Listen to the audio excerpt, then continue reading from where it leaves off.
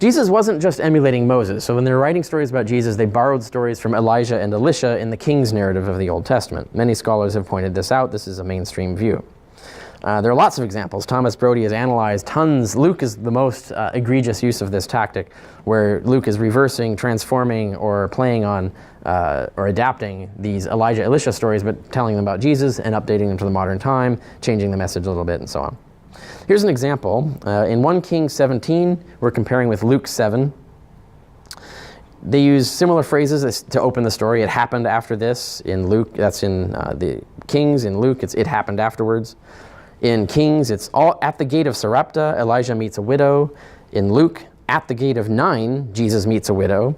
In Kings, another widow's son was dead. In Luke, it's this widow's son was dead.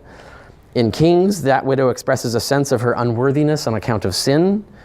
In Luke, a centurion had just expressed a sense of his unworthiness on account of sin.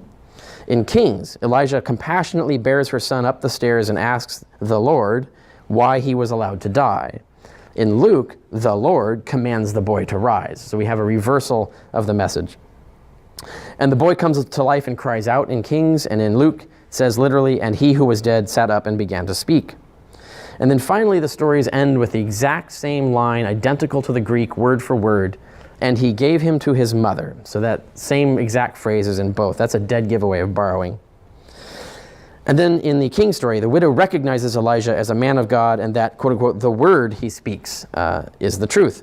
In Luke, the people recognize Jesus as a great prophet of God, and the word of this truth spreads everywhere, it specifically says in the story.